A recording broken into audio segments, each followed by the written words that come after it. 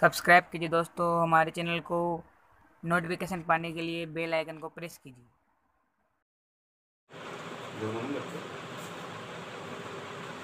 हमारा जो चैप्टर था वाक्यगत अशुद्धियाँ, लगभग लगभग कई अंश हमने इसके पढ़ लिए हैं। उन अंशों में कारक संबंधी अशुद्धियाँ थी, सर्वनाम संबंधी अशुद्धियाँ थी।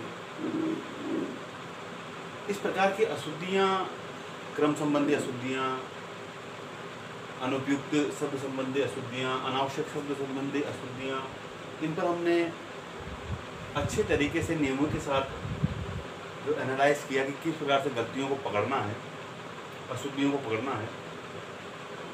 और इसी वाक्यगत अशुद्धियों में सबसे ज़्यादा पूछे जाने वाली अशुद्धियाँ विशेषण संबंधी अशुद्धियाँ, और उन्हीं अशुद्धियों में से अधिकतर एग्जाम्स में इस प्रकार के वाक्यांश आते हैं जो मैं आपको बता रहा हूँ। कि पहले तो विशेषण किसे कहते हैं आपको बता दूं मैं। संज्ञा और सर्वनाम की विशेषता बताए जाने वाले शब्दों को विशेषण कहा जाता है। लिंग संबंधी विशेषणों में किस प्रकार की त्रुटियां होती हैं, जिस प्रकार से श्रीमान बहिन, बहिन के लिए, क्योंकि ये स्त्रीलिंग है, स्त्रीलिंग के लिए श्रीमान का प्रयोग नहीं होगा। श्रीमान का प्रयोग केवल पुल्लिंग के लिए होगा। श्रीमती बहिन अगर स्त्रीलिंग है तो हमें श्रीमती का ही प्रयोग करना चाहिए। तो यहाँ जो अशुद्धि है वो विशेषण संबंधी अशुद्धि है।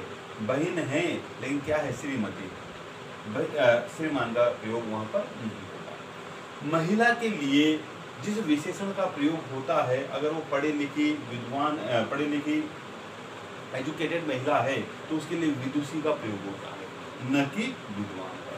विद्वान का प्रयोग जो होता है वो पुरुषों के लिए होता है, महिलाओं के लिए केवल विदुषी का प्रयोग होता है। स्त्रीलिंग के लिए आदरणीय शब्द का प्रयोग होता है, न कि आदरणीय। आदरणीय शब्द का प्रयोग केवल और केवल पुरुष के लिए होता है।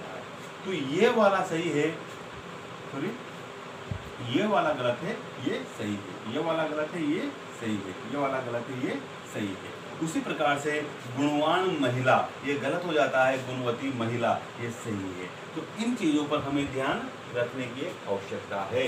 आदरणीय बहन ने अच्छा काम किया, आदरणीय आ गया तो गलत हो जाएगा। आदरणीय, अब उनको स्वर को पकड़ना है, हर चीज़ को बड़ी बारीकी से देखना है, तब जाकर के हम इसकी त्रुटियों को पकड़ पाएंगे। और इनकी त्रुटि को पकड़ने का सबसे बड़ा कारण हमारे सामने ये है कि हम लोगों को इनके बारे में याद होना चाहिए कि श्रीमान शब्द का प्रयोग किसके सामने होता है, श्रीमती का किसके सामने होता है, विदुषी का प्रयोग किसके सामने होता है, विद्वान का प्रयोग किसके सामने होता है, आदरणीय का प्रयोग किसके सामने होता है, आदरणीय का प्रयोग किसके सामने होता है, गुणवती का किसके सामने होता है, और गुणवान का किसके सामने होता है। ये विशेषण संबंधी स्त्रीलिंग और लिंग संबंधी, स्त्रीलिंग और पुल्लिंग उस संबंधी, तो इनको अच्छे से आप करके पढ़े, एनालाइज करें। आगे देखो कि उसे भारी दुख था। भारी दुख, इस प्रकार से ये विशेषण गलत है। दुख बहुत हो सकता है, भारी नहीं हो सकता। भारी तो वस्तु होती है, और जबकि ये क्या है, ये भाववाचक संज्ञा है, तो भारी तो हो ही नहीं सकता। बहुत, उसे बहुत दुख हुआ, बहुत शब्द का विशेषण का प्रयोग यहाँ पर होना चाहिए था, न कि भारी शब्द का। वहाँ भारी भीड़ थी, भीड़ को तोल के थोड़ी देखा था हमने, इस वजह से यहाँ पर भारी भीड़ गलत है। वहाँ पर बहुत भीड़ थी, उसे भारी भूख लगी, किलो 2 किलो कितनी लगी ये थोड़ी पता चल रहा है, तो इस वजह से भारी भूख लगी। सही क्या है, उसे बहुत भूख लगी। तो बहुत शब्द का प्रयोग कहाँ होता है और भारी शब्द का प्रयोग कहाँ नहीं होता है, ये चीजें हमें याद करनी है। तो ये चीज भी गलत है, ये भी गलत है, ये भी गलत है, ये चीज सही है, ये सही है, ये सही है। इसे अच्छे से पढ़ें। मैं आपसे कह रहा हूँ कि 2 या 2.5 लाख से अधिक बच्चे जब एग्जाम में बैठते हैं, आप इन्हीं त्रुटियों के माध्यम से एक एक नंबर से उन बच्चों को आप बैकफुट में ले जाओगे, आप फ्रंट पे। इस वजह से आप लोगों को इस संबंधी अशुद्धियों को देख लेना है, इनका चिंतन करना है, इनको एनालाइज करना है। उसी प्रकार से आ जाए कि उसके और मेरे बीच में घोर संबंध थे। संबंध कभी घोर नहीं होते, घनिष्ठ होते हैं। इस वजह से आपको ये याद रखना है, संबंध शब्द से आगे जो विशेषण होगा उस विशेषण का को किस तरीके से प्रस्तुत करना है। घनिष्ठ शब्द का प्रयोग संबंध के सामने होना चाहिए। उसने उचित न्याय किया। न्याय हमेशा ही उचित रहता है, न्याय अपने अपने आप में ही उचित है। तो यहाँ पर उचित शब्द का प्रयोग गलत किया गया है। वो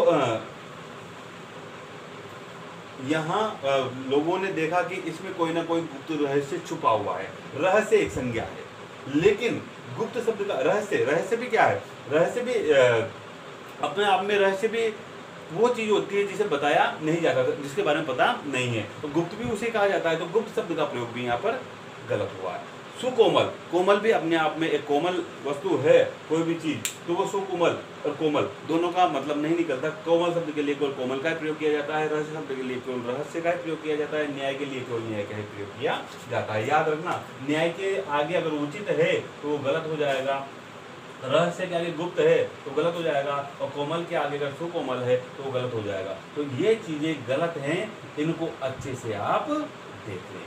ये गलत है, ये पूरी चीजें सही है। तो जहाँ पर मैंने राइट क्लिक किया है, निशान लगाया है, वो तो आप देख लें कि राइट है। और जो देख लें आप यहाँ पर कौन कौन सी चीज़ें गलत हैं, इनको अच्छे से पढ़ लें। ये चीज़ें श्रीमान शब्द का प्रयोग बहन के सामने नहीं होता, स्त्रीलिंग के सामने श्रीमान का प्रयोग नहीं होता, स्त्रीलिंग के सामने श्रीमती का प्रयोग होता है, विदुषी का प्रयोग होता है, आदरणीय का प्रयोग होता है, और गुणवत्ता का प्रयोग होता है। उचित न्याय, न्याय के आगे उचित का प्रयोग नहीं होगा, रहस्य के आगे गुप्त का प्रयोग नहीं होगा, और कोमल के आगे सु का प्रयोग नहीं होगा। वाक्यगत अशुद्धियों के अंतर्गत दो नियम हैं जो एग्जाम में अधिकतर पूछे गए हैं, और दोनों नियम मैंने आपके सामने रखे हैं, आप इनको अच्छे से पढ़ लें। जैसे कि पहले में लिखा हुआ है, यदि कर्ता या से जुड़ा हो तो, अब या से जुड़ा हुआ है, घोड़ा या घोड़ी दोनों कर्ता है, दौड़ने का काम कर रहे हैं क्योंकि, तो यहाँ लिखा हुआ है यदि कर्ता या से जुड़े हो तो क्रिया सदैव अंतिम कर्ता के लिंग वचन के अनुसार होती है। अगर मान लीजिए दो कर्ता एक साथ आ जाए और वो या से जुड़े हुए हों, तो पहले वाले कर्ता पर ध्यान नहीं देना, द्वितीय स्थिति पर जो कर्ता रहेगा उसी के लिंग और वचन। घोड़ी स्त्रीलिंग है तो क्रिया भी रही है, आया है। अगर ये बहुवचन होता तो यहाँ पर भी बहुवचन क्रिया आती। तो पहला नियम हमसे क्या कहता है कि यदि एक साथ वाक्य में दो कर्ता आ जाए और उन कर्ताओं के बीच या शब्द लगा हुआ है, तो पीछे वाला जो कर्ता है उसी के ही अनुसार क्रिया आएगी, उसके लिंग वचन अनुसार क्रिया है। जैसे कि घोड़ा या घोड़ी दौड़ रही है, तो यहाँ घोड़ा भी है और घोड़ी भी है, लेकिन घोड़ी द्वितीय स्थान पर आया है, इस वजह से यहाँ पर क्रिया इस तरह की है। अब यहाँ पर देखिए आप, घोड़ी या घोड़ा, घोड़ा दूसरे स्थान पर आया है तो दौड़ रहा है, यहाँ दौड़ रही है, तो द्वितीय स्थान पर जो कर्ता आएगा या शब्द के बाद उसी के अनुसार लिंग वचन में क्रिया। ये आपके दिमाग में थोड़ा सा दिखा लेना कि किस प्रकार से क्या करना है हम लोगों को, कि दो कर्ता अगर एक वाक्य में आते हैं तो, और वो या से जुड़े होते हैं, तो पिछले वाला जो कर्ता होता है वो उसी के अनुसार लिंग वचन के अनुसार क्रिया आती है। पहला नियम तो ये है।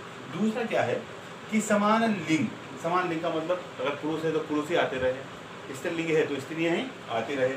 समान लिंग एक से अधिक ने से रहित हो। अगर मान लो समान लिंग हो, लड़के हैं तो बहुत सारे लड़के हैं, राम श्याम मोहन सोहन, तो वो बहुत सारे हों और ने से जुड़े ना हो, और से जुड़े हों, तो क्रिया होगी वो बहुवचन में होगी। जैसे कि यहाँ पर है राम श्याम मोहन, अब यहाँ ने से रहित वाक्य ही है, ने नहीं आया है, और से जुड़ा हुआ है और समान लिंग है। राम भी पुरुष है, श्याम भी पुरुष है, मोहन भी पुरुष है, सोहन भी पुरुष है। तो राम श्याम मोहन और से जुड़ा हुआ है, सोहन बाजार जा रहे हैं, बहुवचन में क्रिया आ गई। तो नियम क्या कहता है कि एक से अधिक अगर कर्ता हो और वो एक ही लिंग के हों और से जुड़े हों, ने से रहित हो, तो क्रिया हमेशा बहुवचन में आएगी। जा रहे हैं और यहाँ पर बहुवचन में आएगी और लिंग के अनुसार आएगी। यहाँ पर क्या है, सीता गीता रीता और रीना, बाजार जा रही है क्योंकि यहाँ पर पूरे ही कर्ता जो हैं वो इस तरह। तो हम लोगों को यह याद करना है कि एक से अधिक अगर कर्ता आ जाते हैं और वो और शब्द से जुड़े हुए हैं और उससे अगर जुड़े हुए हैं तो क्रिया हमेशा बहुवचन में आएगी और कर्ता के लिंग वचन अनुसार आएगी। ये थोड़ा सा याद। प्लीज लाइक कर दीजिए, सब्सक्राइब कर दीजिए और बेल आइकन को प्रेस कर दीजिए। देखने के लिए धन्यवाद।